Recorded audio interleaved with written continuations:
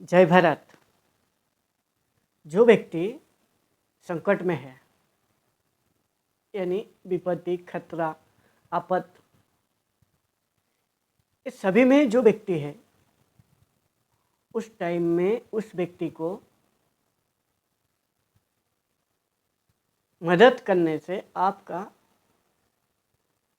जीवन आने वाला टाइम में और बेहतर होगा। आप बोलोगे कैसे? ये चाणक्य नीति में बोला गया है। मैं आपको पहले चाणक्य नीति सुनाता हूँ, फिर कैसे आपका बेहतर होगा आने वाला टाइम में समझाऊंगा। पहले चाणक्य नीति को आपको सुनाता हूँ। जो एक संकट का सामना करने वाला ब्राह्मण को भक्ति भाव से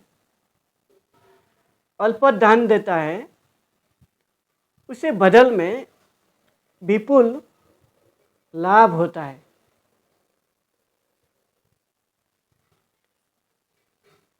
इधर संकट और एक ब्राह्मण भक्ति भाव से दान देने से विपुल लाभ होगा।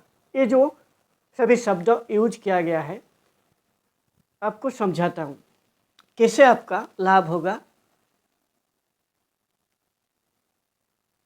जो ब्राह्मण है, ब्राह्मण किसको कहा जाता है पहले जान लीजिए। भगवत गीता का अनुसार भगवान श्री कृष्ण अर्जुन को समझाते हैं, वेदों में जो 4 वर्ण है, ये 4 वर्ण मैंने ही रचा है। और ये जो वर्ण गुण और कर्मों को लेकर एक व्यक्ति वर्ण में शामिल होता है। वो गुण और कर्म के जरिए वो कैसा व्यक्ति है उसका परिचय मिलेगा। और आज का समय में गुण और कर्म को छोड़ के जो घर में जो पैदा हो गया, उसी का हिसाब से वो बोलता है मैं तो अमक जाति का लड़का या लड़के हूँ। ये अहंकार है। लेकिन गीता साफ साफ कहता है आपका भीतर गुण कैसा है और आप कर्म कैसे करते हो, इसी के आधार पर आप कौन सा वर्ण में आओगे पता चलेगा।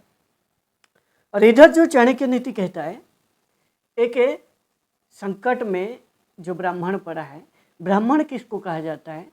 ब्राह्मण उसी को कहा जाता है जो ब्रह्म को जान लिया है और खुद को ब्रह्म देखता है और पूरा संसार में ब्रह्म को भी वो देख पाता है और स्वयं क्षमाशील है, वही ब्राह्मण है।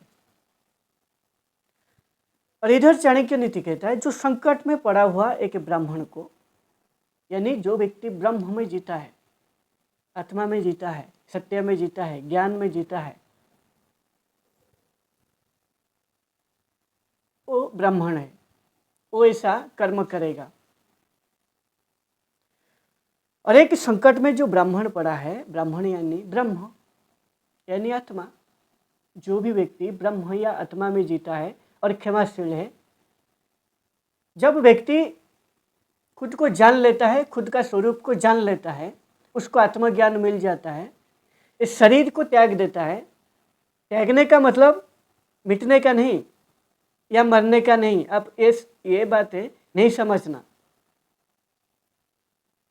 शरीर को त्यागने का मतलब है आपको ये जो शरीर मिला है ना, ये जो हाड़ मांस रक्त, इसमें जो हमारा शरीर बना है ना, 5 सेकंड मरने का बाद ना तुरंत आपका शरीर के घर से आदमी बोलते हैं कि मर गया है, इसको जहाँ पे उसका स्थान है वहाँ पे पहुँचा दो। इस शरीर का औकात यही है। और इस शरीर से गंध आता है। ये जो रक्त हाड़ मांस से जो शरीर बना है ना, ये गंध आएगा।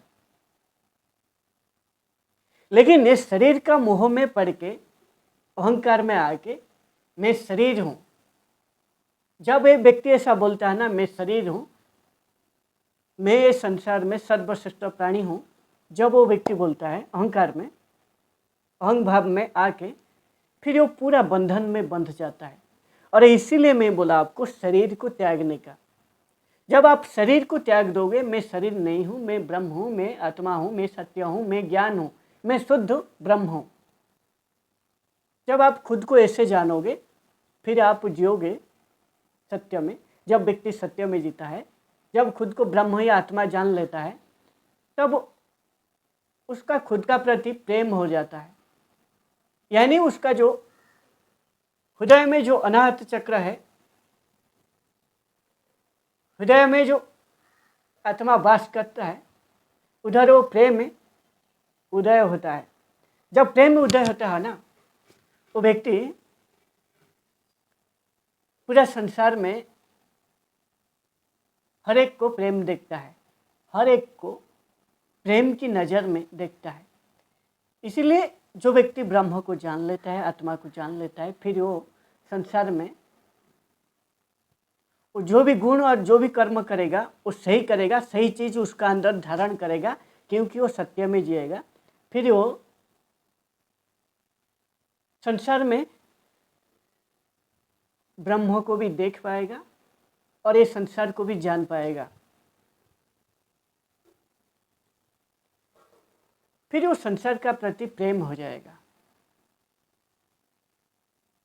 क्योंकि जब वो व्यक्ति ब्रह्म या आत्मा में जीता है, सत्य में जीता है, ज्ञान में जीता है, जो खुद का प्रति उसका जो भाव रहता है, वही भाव भी दूसरे का प्रति हो जाता है। इसलिए वो व्यक्ति ना दूसरे का जो संकट है, जो ब्रह्म है, जो सत्य में जीता है, जो आत्मा में जीता है, जो ज्ञान में जीता है, जो ब्रह्म को जान चुका है और वो ब्राह्मण है, और जो भी वो कर्म और गुण धारण करेगा वो भी सत्य होगा। इसीलिए ऐसा व्यक्ति जब वो संकट में पड़ता है और एक ब्रह्म या और एक आत्मा, जब एक व्यक्ति उसको मदद करता है, जो ब्रह्म में जीता है,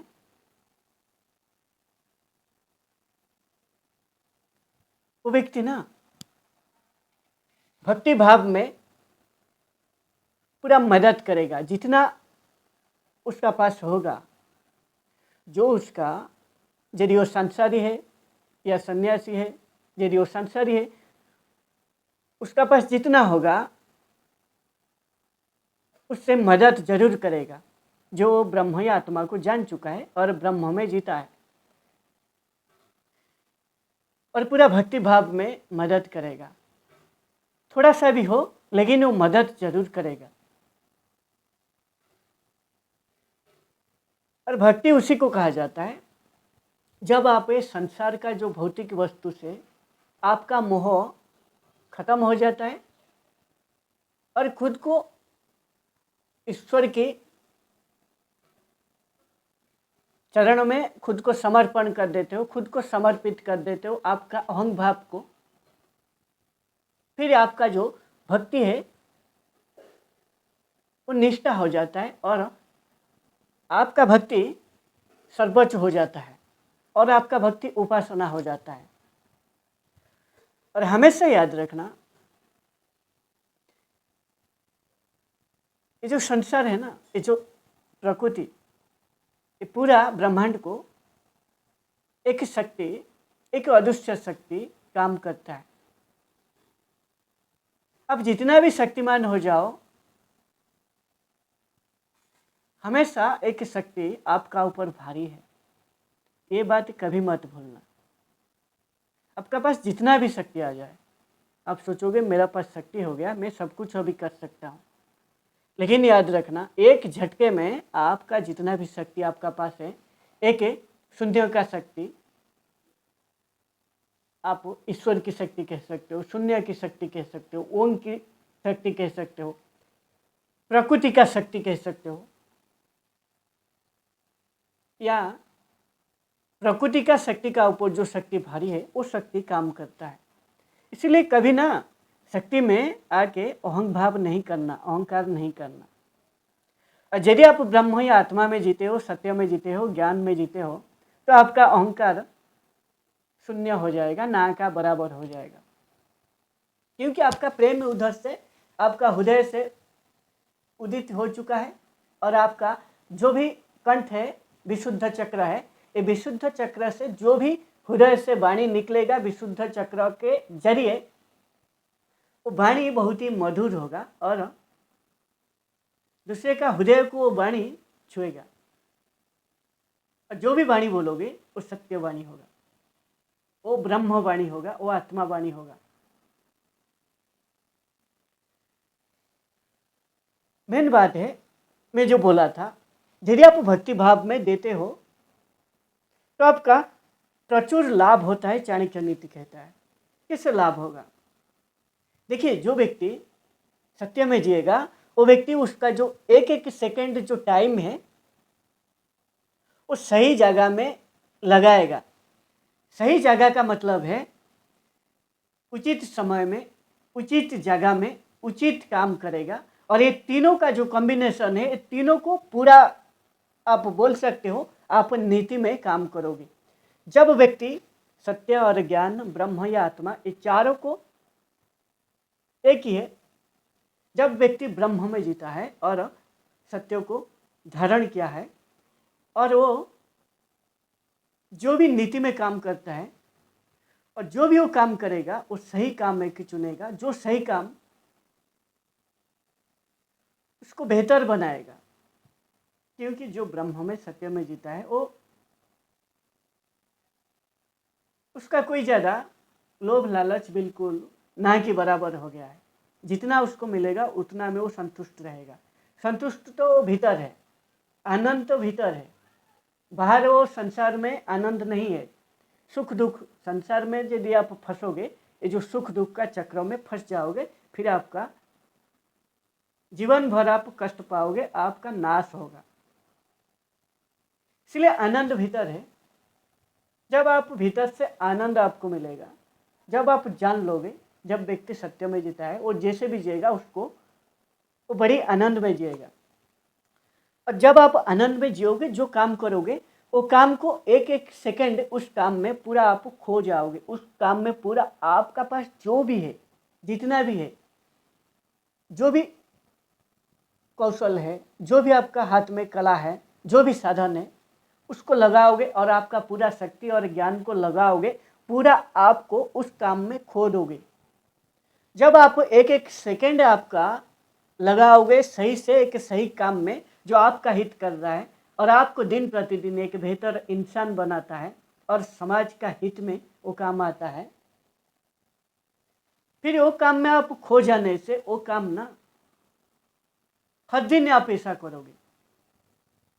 हर दिन जब आप एक बेहतर काम को बेहतर ढंग से करोगे, पूरा आपका पास जो भी चीज़ है, शक्ति है, कला है, जितना भी है, उसको जब बेहतर ढंग से आप लगाओगे, तब जाके उस काम से बारीकी से आप कर पाओगे।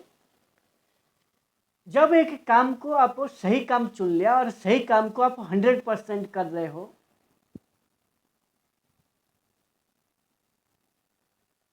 आप जितना भी कमियां है दिन प्रतिदिन उस काम में आप बेहतर होते जा रहे हो।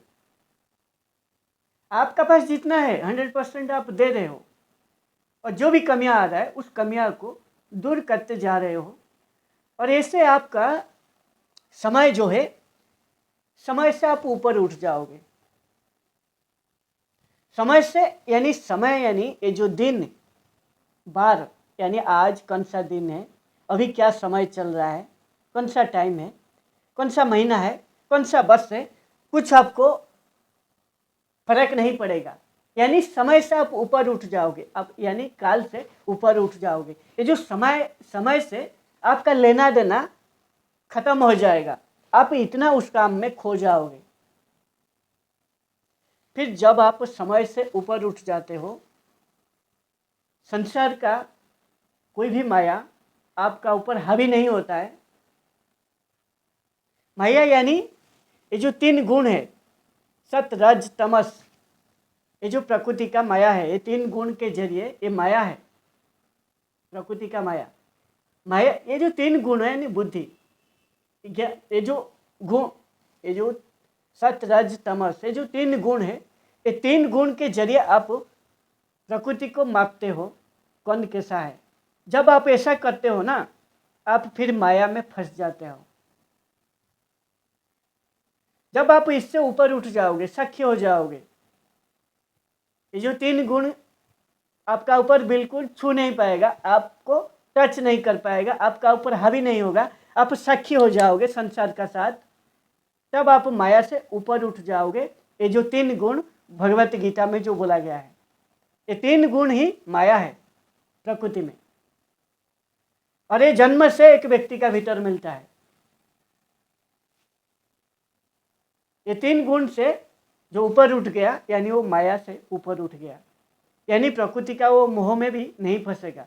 यानी जो वो बोल रहा था ये मेरा है, वो मेरा है, ये सभी मेरा है, उससे भी ऊपर उठ जाएगा। फिर वो समय से ऊपर उठ गया और प्रकृति का साथ साक्षी हो गया।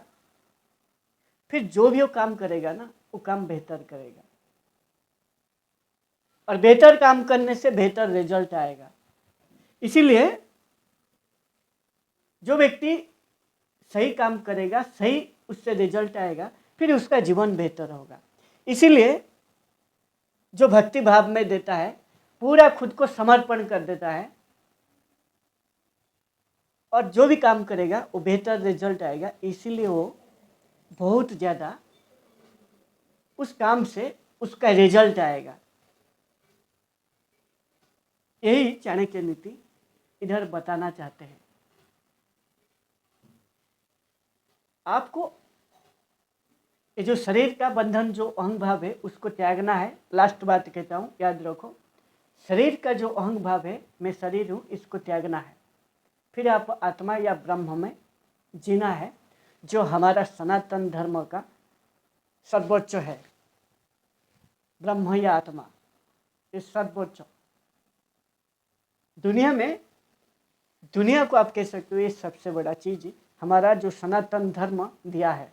यदि आपको कोई पूछे, जब व्यक्ति ब्रह्म या आत्मा में जीता है, ये प्रकृति का मोह माया से वो ऊपर उठ जाता है।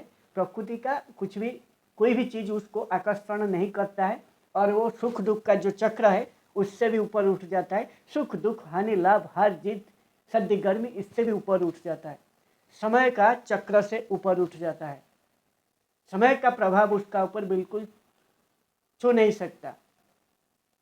और ऐसा व्यक्ति जो भी काम करेगा, उस काम से ऐसा एक रिजल्ट निकलेगा, ऐसा एक फल आएगा, जो फल उसका जीवन को पूरा परिवर्तन कर देगा, और संसार को भी परिवर्तन करने की उसका भीतर एक प्रभाव आएगा, एक शक्ति आएगा। यानी वो जहाँ पे भी होगा उसका एक तेज होगा, ऐसा तेज होगा, वो चारों तरफ पूरा उस तेज से सभी का ऊपर वो प्रभाव डालेगा। इसीलिए चाणक्य नीति कहता है, आपका जीवन को यदि खुल के जीना है, खुद का जो अहंग भाव है ईश्वर की चरण में समर्पण कर दो, पूरा भक्ति भाव में। और भक्ति उसी को कहा जाता है, जो प्रेम का सर्वोच्च निष्ठा है, उसी को भक्ति कहा जाता है।